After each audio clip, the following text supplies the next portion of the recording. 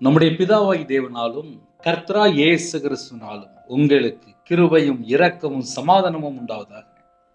100 நாள் கட்டுகளை உடைக்கும் சுத்திகரிப்பு ஜெபம் நம்முடைய ஆவிக்குரிய வாழ்க்கையிலே வளர இந்த செய்தி மிகவும் உங்களுக்கு பிரயோஜனமாக இருக்கும்.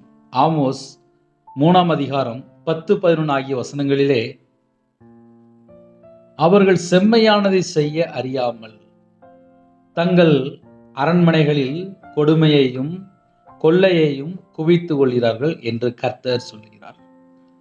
ஆகையால் சத்துரு வந்து தேசத்தை சூழ்ந்து கொண்டு உன் பெலத்தை உன்னிலிருந்து அற்று போக பண்ணுவான். அப்பொழுது உன் அரண்மனைகள் கொள்ளையிடப்படும் என்று கர்த்தராகிய ஆண்டவர் சொல்கிறார். இன்னைக்கு நமக்கு செய்தி என்ன அப்படின்னா, கட்டுகள் உடைக்கணும், சுத்திகரிப்பு வேணும், தடைகள் நீங்கணும், அபிஷேகத்தை பெற்றுக்கொள்ளணும் அப்படின்னா என்ன செய்ய வேண்டும்? சில குடும்பங்கள் கர்த்தரை விட்டு வழி விலகி வாழ்றாங்க, அது ஒரு பக்கம். இன்னொரு பக்கம் செம்மையானதை செய்ய அறியாமல் 24 மணி நேர வாழ்க்கையில செம்மையானதை செய்ய அறியாமல் ஒரு மனுஷன் செம்மையான காரியத்தை செய்யல அப்படின்னா அவங்க வேற ஏதோ ஒரு காரியத்திலே இருப்பாங்க, வெளியே தெரியாது. நிறைய குடும்பத்திலே எங்களுக்கு ரொம்ப தெரியாது அப்படிம்பாங்க. ஆனா செம்மையான காரியங்கள் ஒரு மனுஷன் செய்யலை அப்படின்னா அந்த வீட்டுக்குள்ள அப்படின்னா என்னதான் இருக்கு? தங்கள் அரண்மனைகளில் தங்கள் வீடுகளில் கொடுமையையும் கொள்ளையையும் குவித்து கொள்கிறார்கள். ஐயா, ஒரு குடும்பத்துல கட்டுகள் உடைக்கணும், சுத்திகரிப்பு வேண்டும் அப்படின்னா வீட்டில் தேவனுக்கு பிரியமான காரியம் மட்டும்தான் இருக்கா? இதை ஒரு மனுஷன் கண்டுபிடித்தால் மட்டும்தான் குடும்பத்தில் இருக்க பிரச்சனைகள் மாறும், கட்டுகள் உடைக்கப்படும், சுத்திகரிப்பு நம்முடைய வாழ்க்கையில கிடைக்கும். இயேசு கிறிஸ்து ரத்தத்தினால கழுவப்படணும் அப்படின்னா சகையை போல மனம் திரும்ப வேண்டும். சகையனுடைய வாழ்க்கையில மனம் திரும்பல் இருந்துச்சு. இன்னைக்கு இந்த கடைசி காலத்தில் எதனால கட்டுகள் உடைக்கப்பட முடியல? மறுபடியும் என்ன நடக்கு அப்படின்னா, அந்த வீட்டுக்குள்ள என்ன இருக்கு அப்படின்னா, தங்கள் அரண்மனைகளில் கொடுமை இருக்கு, கொள்ளை இருக்கு, குவித்து கொள்கிறார்கள். தங்கள் அரண்மனைகளில் கொடுமையையும் கொள்ளையையும் குவித்து கொள்கிறார்கள். இது ஒரு வீட்டில் இருக்குமானால் அவங்க கட்டப்பட்ட நிலைமையில வாழ்ந்துட்டு இருக்காங்கன்னு அர்த்தம். ஐயா, குடும்பம் ஆசீர்வாதமா இருக்கணும். தேவன் ஆசீர்வதிக்க ஆயத்தமா இருக்கிறார். ஒரு மனுஷன் நேர்மையா வாழ்ந்தால், லஞ்சம் வாங்காமல், களவாண்டு கொள்ளையடிச்சு திருட்டுத்தனமா ஏமாத்தி மோசம், இன்னும் நிறைய சொல்லலாம், அடுத்த குடும்பத்தை எப்படியாவது அழிச்சு, அப்படி எதுவுமே இல்லாமல் நேர்மையா ஒரு மனுஷன் வாழ்றான் அப்படின்னா அவனுடைய வாழ்க்கையில கட்டுகளே இருக்காது. நான் சொல்றேன், எத்தனை பேருக்கு புரியுது? ஒரு மனுஷன் உண்மையா இருக்கான், உத்தமனா வாழ்றான், நேர்மையா வாழ்றான், செம்மையா வாழ்றான், கர்த்தருக்கு பிரியமானபடி வாழ்றான், பொல்லாப்பை வெறுத்து தீமையை விட்டு விலகி கர்த்தருக்கு பயந்து வாழ்றான் அப்படின்னா அவனுடைய வாழ்க்கையில கட்டுகளே இருக்காது. சந்தோஷமா இருக்கலாம், நைட் படுத்து நிம்மதி தூங்கிடலாம். அப்போ கட்டப்பட்ட நிலைமை அப்படின்னா என்ன அர்த்தம் அப்படின்னா, வீட்டில் ஃபுல்லா இருக்கிற ஃபுல்லா ஏமாத்தி கொள்ளடிச்சு களவாண்டு அப்படி சொத்து சேர்க்கும்போது தான் தங்கள் அரண்மனைகளில் கொடுமையையும் கொள்ளையையும் குவித்து கொள்கிறார்கள் என்று கர்த்தர் சொல்கிறார். இது ஒரு மனுஷன் சொன்ன காரியம் கிடையாது. கட்டுகளை உடைக்கணும் அப்படின்னா முதல்ல எதை செக் பண்ணி பார்க்கணும் அப்படின்னா, என் வீட்டில் இருக்கிற பொருள் ஃபுல்லா நான் சம்பாதிச்சு வாங்கி வச்சதா? அதை கண்டுபிடிச்சாலே எல்லா ஆசீர்வாதமும் வீட்டுக்குள்ள வந்து சேர்ந்துடும். நான் வியாபாரத்தில் நஷ்டப்பட்டு கையில் பைபிள் எடுத்து வாசிக்கும் போது என் வீட்டில் கர்த்தருக்கு பிரியம் இல்லாமல் என்னென்ன பொருள் இருக்கு, இதெல்லாம் நான் உழைச்சி சம்பாதிச்சதா இல்லை எனக்கு யாராவது கிஃப்டாக கொடுத்தாங்களா, இதெல்லாம் எனக்கு யார் கொடுத்தா? வீட்டில் இருக்க எல்லா பொருளையும் செக் பண்ணி பார்த்தேன். ஒரு குடும்பம் அப்படின்னா கர்த்தருக்கு பிரியமானபடி இருக்கா? வீட்டில் ஏமாத்தி கொள்ளையடிச்சு எப்படினாலும் சம்பாதிச்சு வாங்கி வச்சால் அது மூலியமாக சத்துரு வந்து தேசத்தை சூழ்ந்து கொண்டு 11ஆம் வசனத்துல விளக்கமா எழுதப்பட்டிருக்கு. ஆகையால் சத்துரு வந்து தேசத்தை சூழ்ந்து கொண்டு. தேசத்தை எப்போ சூழ்ந்து கொண்டாங்க? நல்லா யோசித்து பார்ப்போமே. சத்துரு ஏன் வந்தான்? சத்துருவை இடம் கொடுத்தாங்க. சத்துரு எதனால உள்ள வாரான்? கர்த்தருக்கு பிரியமில்லாத காரியம் அந்த வீட்டுக்குள்ள இருக்கு. ஒரு குடும்பத்தை தேவன் ஆசீர்வதிக்கணும் அப்படின்னா, கட்டுகளை உடைக்கணும் அப்படின்னா, சுத்திகரிப்பு வேணும் அப்படின்னா, நம்ம வீட்டில் இருக்கிற எல்லா பொருள்களும் தேவன் தந்ததா? இதை செக் பண்ணி பார்த்தால் மட்டும்தான் கட்டுகளை உடைக்க முடியும். டாக்டர்கிட்ட உடம்பு சரியில்லைன்னு சொல்லிட்டு போவாங்க. டாக்டர் ஒவ்வொன்றா செக் பண்ணி உங்களுக்கு லாஸ்ட்டு இதில் தான் பிரச்சனை இருக்கு அப்படிம்பாரு. அதே போல் 100 நாள் கட்டுகளை உடைக்கும் சுத்திகரிப்பு ஜெபம் அப்படின்னா என்ன அர்த்தம் அப்படின்னா, ஒவ்வொரு நாளும் ஒவ்வொரு வசனத்தை தியானிக்கும் போது ஆவியானவங்களோட பேசிட்டே இருப்பார். அம்மா அம்மா இந்த காரியம் இந்த காரியம் அதெல்லாம் ஒன்று ஒன்றா கிளியர் பண்ணிக்கிட்டே இருக்கும்போது ஆட்டோமேட்டிக்காக வீட்டில் சுத்திகரிப்பு நடந்துக்கிட்டே இருக்கும். வசனத்துக்கு கீழ்ப்படிந்தால்தான் சுத்திகரிப்பு. இஷ்டம் போல சம்பாதிச்சு வச்சு, இஷ்டம் போல கொள்ளையடிச்சு சம்பாதிச்சு வச்சு, யாருக்கும் 10 பைசா கொடுக்க மாட்டாங்க, 1 ரூபா கொடுக்க மாட்டாங்க, கையை நீட்டி ஒரு 100 ரூபா கொடுக்க மாட்டாங்க. அப்படிலாம் இருந்தால் என்ன ஆகும்? சத்துரு வந்து, ஏன் சத்துரு வந்தான்? வீட்டில் என்ன இருக்கு? கொடுமையினால சம்பாதிச்சிருக்காங்க, கொள்ளையடிச்சு குவித்து வைக்கிறாங்க, சேர்த்து வச்சிருக்காங்க, குவித்து கொள்ளுகிறார்கள்.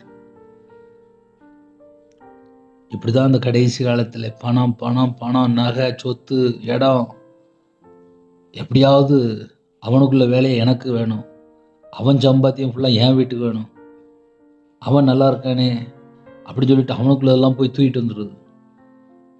இது எல்லாமே ஒரு வீட்டுக்குள்ள சாபம். சாபத்திலேருந்து வெளியில் வரணும் அப்படின்னா, நான் இயேசுட்ட வந்தேன் ஆனால் மனம் திரும்பாமல் இருக்கேனே. தேவன் எதை பார்ப்பாரு? மனம் திரும்புறியா? அதை பார்ப்பாரு. மனம் திரும்பினாதான் கட்டுகளை உடைக்கப்படும்.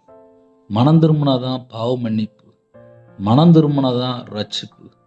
மனம் திரும்பினாதான் அந்த வீடு ஆசீர்வதிக்கப்படும். இதுதான் பைபிள் ரெக்கார்டு. என் வாழ்க்கையில் நான் கஷ்டப்பட்டு பைபிள் எடுத்து வாசித்தேன். எப்படிலாம் கர்த்தர் பக்கம் மனம் திரும்பணும். ஒரு மனுஷனுடைய வாழ்க்கையில் ஏன் பிசாசு வாரான் அப்படின்னு சொல்லி ரொம்ப பொறுமையாக கையில் பைபிள் எடுத்து வாசிக்க ஆரம்பித்தேன். நைட்லாம் வந்து ஒரு 8 மணி 9 மணிக்கு பைபிள் எடுத்து வாசிக்க ஆரம்பிச்சேன்னா காலைல 3 மணி 4 மணிலாம் ஆயிரும்.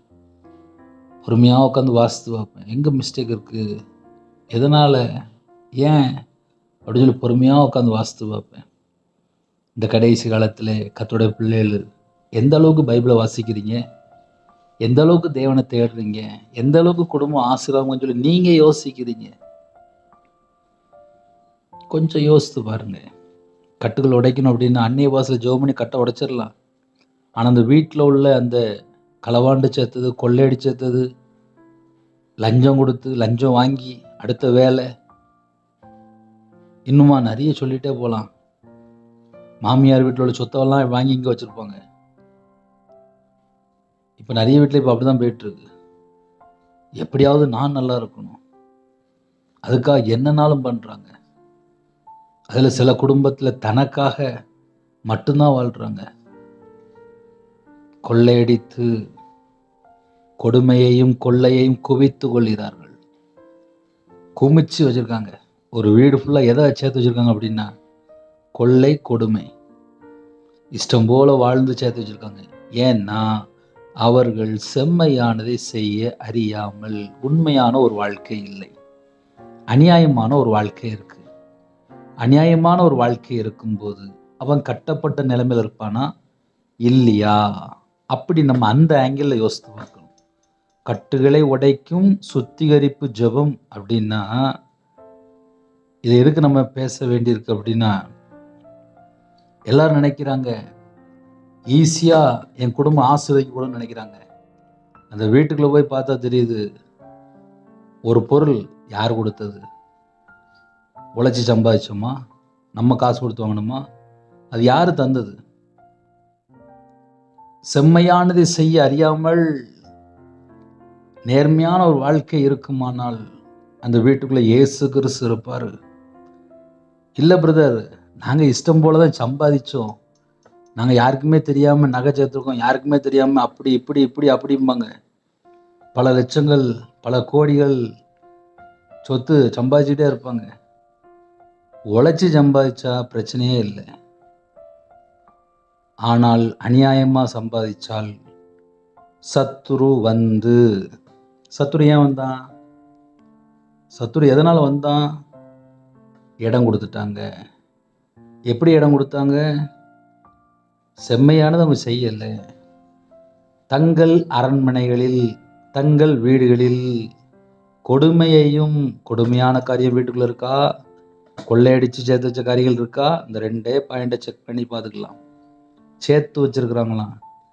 சேர்த்து வச்ச சொத்துலாம் உழைச்சி சம்பாதிச்சதா? இப்போ நான் என் வாழ்க்கையில் நான் சொல்ல முடியும். நான் 11 வயசுலேருந்து நான் வேலை பார்த்தவன். 11 வயசுலேயே என்னை வேலைக்கு அனுப்பி விட்டாங்க. 16 மணி நேரம் கம்பல்சரி நான் வேலை வைப்பேன். நான் சின்ன வயசில் நான் வேலைக்கு போன பையன். நான் வியாபாரத்தில் இருந்திருக்கேன், வேலை செஞ்சுருக்கேன், கஷ்டப்பட்டிருக்கேன். வேலை செய்கிற இடத்துல என்னை அடிச்சிருக்காங்க. ரொம்ப கஷ்டப்பட்டு நான் வந்தாள். அதே நேரத்தில் கையில் பைபிள் எடுத்து வாசிக்கும்போது நான் பரலோகத்துக்கு போகணுன்னு சொல்லி யோசித்தேன். நான் வாழ்க்கையில் ஒன்றே ஒன்று யோசித்தேன், மாயை மாயை எல்லாம் மாயை, பரலோகத்துக்கு போகணும்.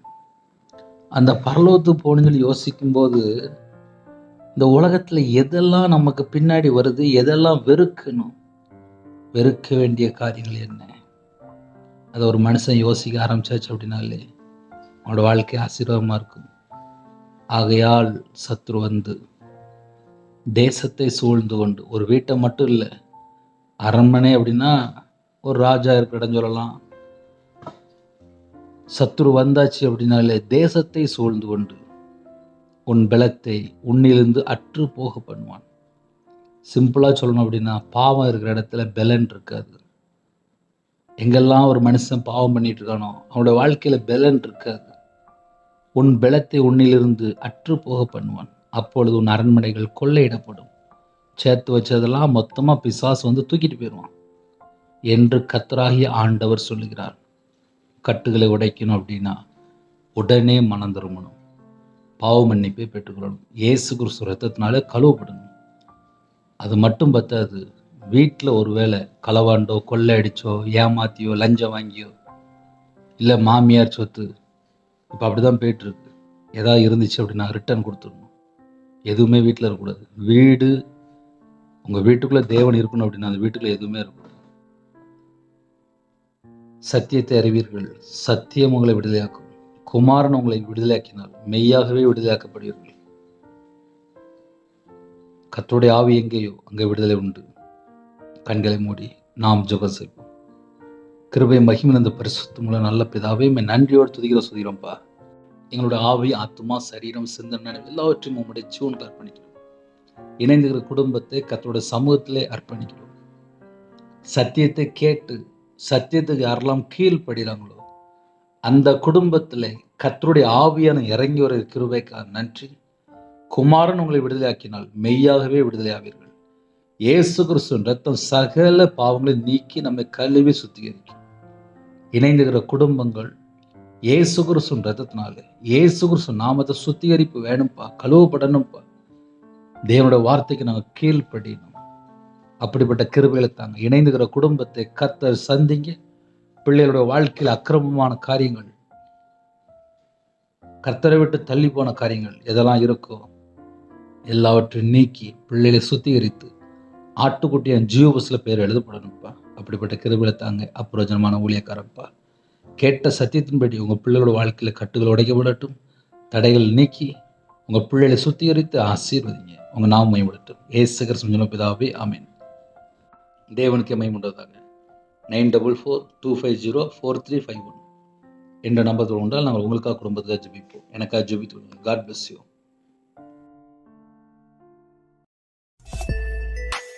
Thanks for watching.